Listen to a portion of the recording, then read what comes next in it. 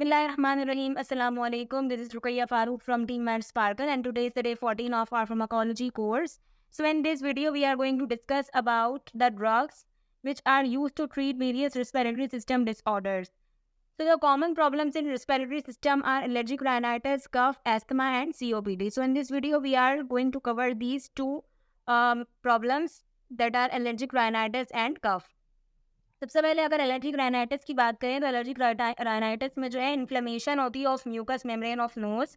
इसके जो है रिजल्टेंट में क्या होता है, स्नीजिंग होती है, इची नोज या इची आईज होती हैं। इसके अलावा नेजल कंजेशन भी कॉज होती है।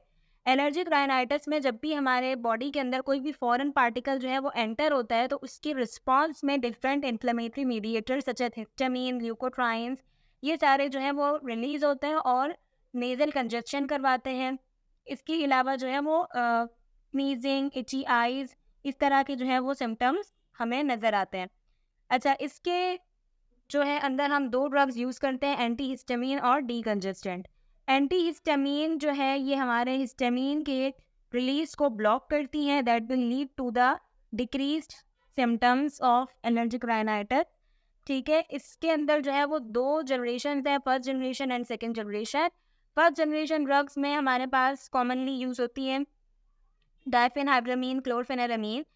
लेकिन इन ड्रग्स में जो है वो ज़्यादा प्रॉब्लम क्या होता है कि ये सेडेशन कॉज करती हैं। एज जो हम पहले भी डिस्कस कर चुके हैं कि first generation drugs are associated with sedation because they easily cross the blood brain barrier. Second generation drugs जो है ये हमारे पास जो है एग्जाम्पल्स हैं इसकी फेक्सोफेनाटीन, लोराटिडीन, डिसलोराटिडीन एंड सिट्रिजीन। ये हमारे पास उतनी ज़्यादा सेडेशन कॉज नहीं करती। ठीक है, अब हम बात करते हैं अपनी सेकंड प्रॉब्लम की, दैट इज कंजेस्शन, जिसके लिए हम डी कंजेस्टेंट्स को यूज़ कर रहे होते हैं। तो कंजेस्शन होती क्यों है? ये होती है बिकॉज कि वहाँ की जो ब्लड वेसल्स हैं वो स्वेल हो जाती हैं विद एक्सेसिव फ्लूइड और स्टफी प्लग्ड फीलिंग जो है वो वहाँ पर डेवलप होती है। डी कंजेस्टेंट जो है वो इसको रिड्यूस करने के लिए, यानी कि जो स्वेलिंग है, इन्फ्लेमेशन है, म्यूकस फॉर्मेशन है, उसको जो है वो रिड्यूस करती है। इसके अलावा जो ब्लड वेसल्स हैं उनको ये श्रिंक कर देती हैं। अच्छा, डीकंजेस्टेंट जो है वो हम यूज़ करते हैं, इसके अंदर अल्फा एगोनिस्ट आती हैं। अल्फा एगोनिस्ट जो है ये हमारे पास दो तरह के हैं, अल्फा 1 और अल्फा 2। अल्फा 1 जो है ये हमारे पास IP3 फॉर्मेशन करवाता है। ठीक है, IP3 के फॉर्मेशन से क्या होगा कि ये कॉन्ट्रैक्शन को इंक्रीज करवाएगा। ठीक है, इसके अलावा अल्फा 2 जो है ये हमारे पास CAMP की फॉर्मेशन को जो है वो कम कर देता है, that will lead to the contraction. तो ये इसका मैकेनिज्म ऑफ एक्शन है। इसके बाद डीकंजेस्टेंट की अगर मैं एग्जांपल की बात करूं तो सबसे पहले इसके अंदर आती है फिनाइल एफ्रीन। फिनाइल एफ्रीन जो है वो डायरेक्ट एक्टिंग एड्रेनर्जिक ड्रग है। ये एज अ वेजो कंस्ट्रिक्टर हम यूज़ कर रहे होते हैं, एज अ डीकंजेस्टेंट हम यूज़ करते हैं टॉपिकली और ओरली भी। इसके बाद हमारे पास सेकेंड एग्जाम्पल आती है ऑक्सीमेटाजोलिन। ऑक्सीमेटाजोलिन ये भी जो है डायरेक्ट एक्टिंग हमारे पास ड्रग है। ये OTC नेजल स्प्रेस के अंदर जो है वो अवेलेबल होती है। इसको भी हम जो है वो यूज़ करते हैं एज अ डीकंजेस्टेंट, और इसके अलावा इसको रेडनेस ऑफ आईज में भी हम यूज़ करते हैं, जो रेडनेस एसोसिएटेड हो विथ कोल्ड, स्विमिंग या फिर कॉन्टैक्ट लेंसेज। इसके बाद अदर ड्रग है हमारे पास स्यूडोएफेड्रीन। स्यूडोएफेड्रीन भी जो है ये हमारे पास एज अ डीकंजेस्टेंट यूज़ होती है। ये भी हमारे पास जो है वो अल्फा एगोनिस्ट में ही आती है। इसके बाद हम बात करते हैं अनदर इम्पॉर्टेंट टॉपिक की, that is cough. Cough is a defensive reflex mechanism. जब भी हमारे रेस्पिरेटरी ट्रैक्ट के अंदर कोई भी फॉरेन पार्टिकल या इरिटेंट एंटर होता है तो उसको एक्सपेल आउट करवाने के लिए बॉडी जो है एक डिफेंसिव रिफ्लेक्स मैकेनिज्म शो करती है, दैट इज कफ। अब कफ जो है ये सिम्टम है बहुत सारी रेस्पिरेटरी डिजीजेस का, और ये जो है वो प्रोडक्टिव भी हो सकती है और ड्राई भी हो सकती है। ड्राई कफ वो होती है जिसके अंदर कोई भी म्यूकस जो है वो एक्सपेल आउट नहीं होता, जबकि प्रोडक्टिव कफ या वेट कफ के अंदर म्यूकस जो है वो एक्सपेल आउट होता है। अब ड्राई कफ की अगर मैं कॉजेज़ की बात करूँ, जिसमें फेरेंजाइटिस आता है, लैरेंजाइटिस आता है। इसके अलावा प्रोडक्टिव कफ के अंदर जो है हमारे पास ट्यूबरक्लोसिस आ गया, या फिर जो है वो नमोनिया है, इसके अलावा लंग एप्सीस वगैरह। अब हम बात करें on the duration of action, कफ की टाइप्स कितनी है, तो कफ जो है ड्यूरेशन ऑफ एक्शन के हिसाब से दो तरह की होती हैं, एक्यूट और क्रॉनिक। एक्यूट कफ 3 हफ्तों तक होती है, ये 3 हफ्तों से कम होती है। ये रेस्पिरेटरी इन्फेक्शंस की वजह से होती है, जैसे नमूनिया हो गया, और इसके अलावा जो क्रॉनिक है, ये हमारे पास 3 हफ्तों से ज़्यादा जो कफ रहती है उसको हम कहते हैं कि this is a chronic cough. इसके जो है वो बहुत सारे कॉजेज़ हो सकते हैं, such as chronic bronchitis, bronchial asthma और ब्रोंकियल कार्सिनोमा। अब इसके बाद हम बात करते हैं कि ड्राई कफ को ट्रीट करने के लिए हम कौन सी ड्रग्स को यूज़ करते हैं। हम यूज़ करते हैं एंटी टसिव ड्रग्स को। ड्राई कफ यानी कि म्यूकस प्रोडक्शन नहीं है, तो एंटी टसिव ड्रग्स जो हैं वो क्या करती हैं, ये कफ रिफ्लेक्स को जो है हमारे रेस्पिरेटरी ट्रैक्ट में या फिर हमारे सीएनएस में जो कफ रिफ्लेक्स है उसको ये इनहिबिट कर देती हैं डायरेक्टली जाके, ताकि जो है वो कफ प्रोड्यूस ना हो सके। अब इसके अंदर एग्जांपल्स आती हैं कोडीन, फॉलकोडीन, नॉस्केपिन एंड डेक्स्ट्रोमिथोरफान।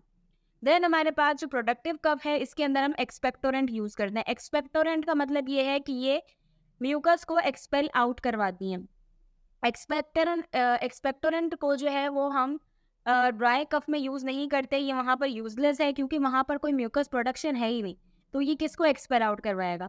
तो इसी वजह से हम जो है एक्सपेक्टोरेंट्स को सिर्फ प्रोडक्टिव कफ में ही यूज़ करेंगे। अब एक्सपेक्टोरेंट जो है ये हमारे पास 2 तरह के होते हैं, म्यूकोकाइनेटिक और म्यूकोलाइटिक। अच्छा, म्यूकोकाइनेटिक की अगर बात करें तो म्यूकोकाइनेटिक वो ड्रग्स होती हैं जो म्यूकस की सिक्रीशन को एनहांस करती हैं, जबकि विस्कोसिटी को डिक्रीज करती हैं। विस्कोसिटी को डिक्रीज करने से क्या होता है कि म्यूकस जो है वो इजीली एक्सपेल आउट हो जाता है। इसमें एग्जांपल आती है पोटेशियम आयोडाइड। पोटेशियम आयोडाइड की अगर एडवर्स इफेक्ट्स की बात करें तो ये एक्नी कॉज कर सकता है। इसके अलावा ये थायराइड लेवल्स को भी जो है वो फ्लक्चुएट कर सकता है। उसके बाद हमारे पास ड्रग्स आती है म्यूकोलाइटिक्स। म्यूकोलाइटिक्स वो ड्रग्स होती हैं जो म्यूकस की डीपोलिमराइजेशन करवाती हैं, मीन्स कि म्यूकस को जो है वो छोटे छोटे पीसीस के अंदर ब्रेक डाउन करवा देती है, जिसकी वजह से ये बॉडी से रेस्पिरेटरी ट्रैक्ट से जो है वो इजीली एक्सपेल आउट हो सके। इसके अंदर एग्जांपल्स हैं ब्रोमहेक्सिन, एम्ब्रोक्सोल एंड एसिटाइलसिस्टीन। इसके अलावा हम जो है कफ में फेरेंजियल डिमल्सेंट्स का भी यूज़ कर रहे होते हैं।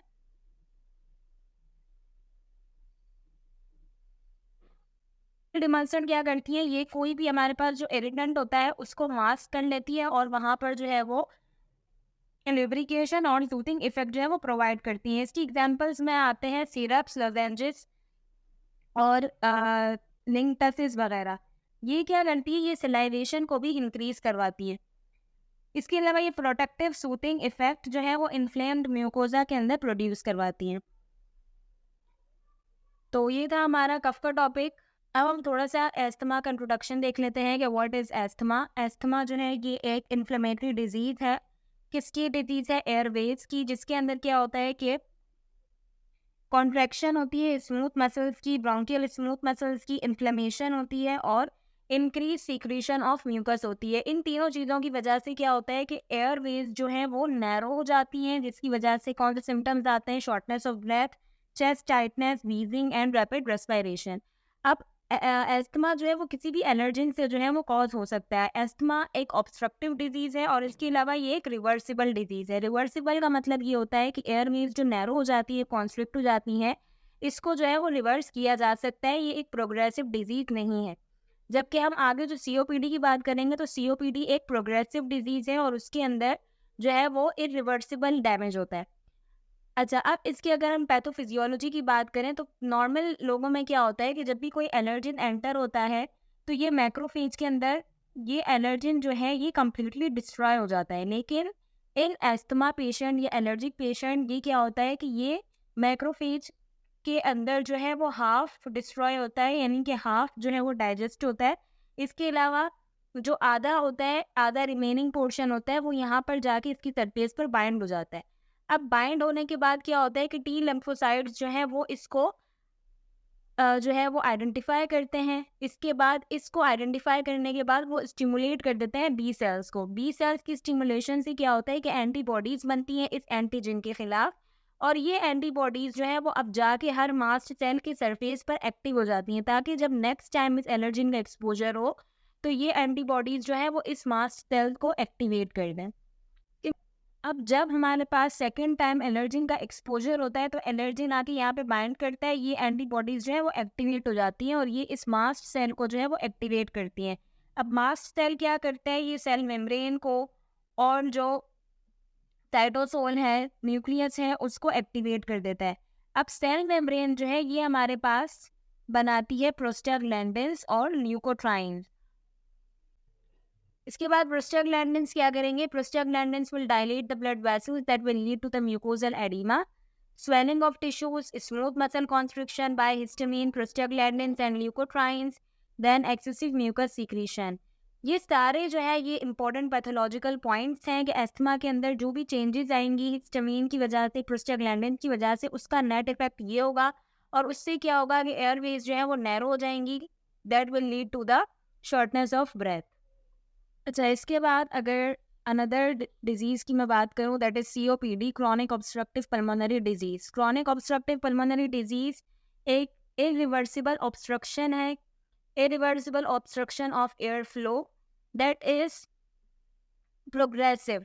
क्योंकि COPD जो है वो अचानक से नहीं होती, ये स्लोली प्रोग्रेसिव डिजीज़ है, ठीक है. That's why it is irreversible, क्योंकि ये इरिवर्सिबल डिस्ट्रक्शन या इरिवर्सिबल लंग चेंजेस जो है वो कॉज करती है. लंग के स्ट्रक्चर को जो है ये आहिस्ता आहिस्ता चेंज कर देती है क्रॉनिक इन्फ्लेमेशन की वजह से.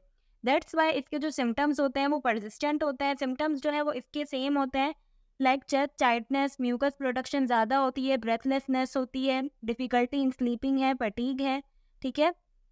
लेकिन ये सारे सिम्टम्स जो है वो परसिस्टेंट होंगे. COPD का कॉज क्या होता है, मोस्ट कॉमनली स्मोकिंग है या फिर प्रोलॉन्ग एक्सपोजर था किसी भी पार्टिकल, नॉक्शियस पार्टिकल या फिर गैसेस से, तो that will lead to the COPD.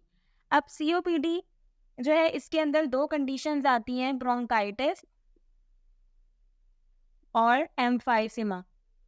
Bronchitis का मतलब ये होता है कि यहाँ पर लॉन्ग टर्म इन्फ्लेमेशन थी, ठीक है, और इसके अलावा long term inflammation of Airways. इसके अलावा जो दूसरी टर्म है एम्फाइसीमा, इसके अंदर क्या होता है कि डैमेज ऑफ एल्वियोलाई.